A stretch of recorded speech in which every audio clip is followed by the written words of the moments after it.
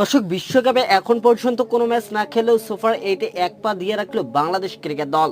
হ্যাঁ দর্শক, দেখে নিন হিসাব নিকাশ ও সমীকরণ। বিস্তারিত জানতে ভিডিওটি সম্পূর্ণ দেখার অনুরোধ রইল। বিশ্বকাপ শুরু হয়েছে, তবে এখনো নিজেদের বিশ্বকাপ মিশন শুরু করেনি টিম টাইগার্স। দর্শক, আগামী 8 জুন শ্রীলঙ্কার বিপক্ষে ম্যাচ দিয়ে শুরু হবে বাংলাদেশের বিশ্বকাপ মিশন। তবে এখনো এক ম্যাচ না খেলে সুপার 8-এ এক পা দিয়ে ফিরেছে বাংলাদেশ ক্রিকেট দল। এবার বাংলাদেশ যে গ্রুপে আছে তাকে ডেট অফ গ্রুপ বলা হচ্ছে। দর্শক, মানুষ সবচেয়ে কঠিন গ্রুপে আছে বাংলাদেশ ক্রিকেট দল। তবে বাংলাদেশের এই কাজ সহজ করে দিয়েছে শ্রীলঙ্কা।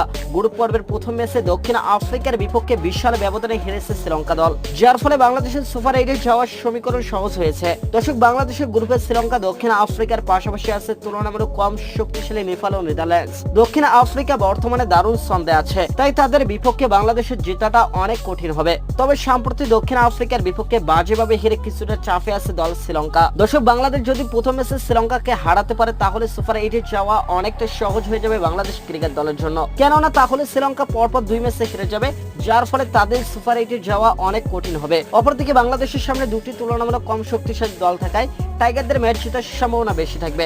দর্শক, টাইগাররা যদি নেপাল ও নেদারল্যান্ডসকে হারাতে পারে তাহলে সুপার 8 নিশ্চিত হয়ে যাবে টাইগারদের। দক্ষিণ আফ্রিকার বিপক্ষে জয় না পেলেও সুপার 8-এ যেতে কোনো রকম বাধা থাকবে না বাংলাদেশের।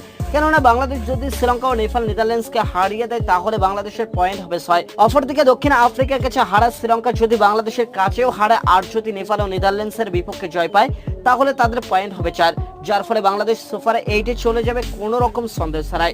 তো দর্শক, আপনারা কি বাংলাদেশকে সুপার 8-এ দেখতে চান? জানিয়ে দেন আমাদের ভিডিও কমেন্ট বক্সে। এতক্ষণ আমাদের সঙ্গে